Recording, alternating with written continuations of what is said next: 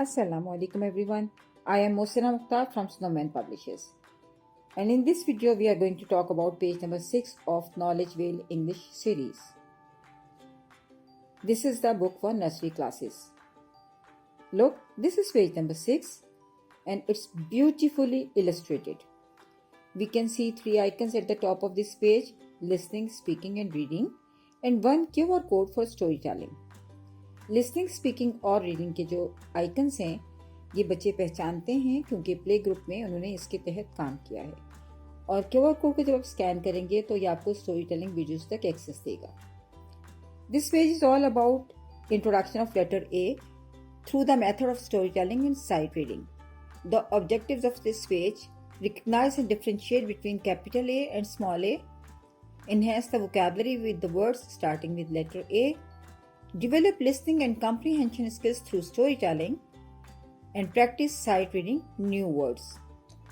आप बच्चों को ये बताइए कि today we are going to learn something new. We are going to learn about letter A.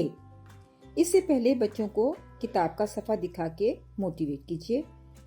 बच्चे जब किसी भी किताब के सफ़े से अट्रैक्ट होते हैं तो वो लर्निंग उनके लिए फन बन जाती है। आप इस पेज के मुतालिक थोड़ी सी बात कीजिए। Look, what a beautiful page it is. Wow, it's tiny ant, a big alligator, and a sharp X. Wow, here we can see a jam. It's sweet.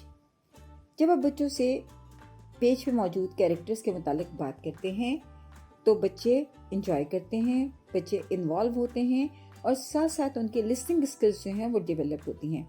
आपके कंप्लीट सेंटेंसेस उनकी लैंग्वेज डेवलपमेंट में help करते हैं।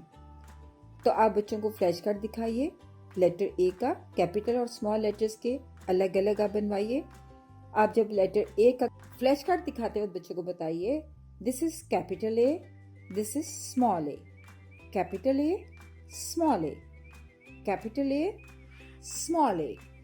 आप बच्चों को जब ये पहचान करवा रहे हों तो बच्चों को खास तौर पे बताइए कि इन दोनों की शेप डिफरेंट है। बच्चों को इन्वॉल्व करने के लिए आप ये भी कह सकती हैं, capital A looks like a big triangle with a bridge in the middle and small a is a circle with a little tell.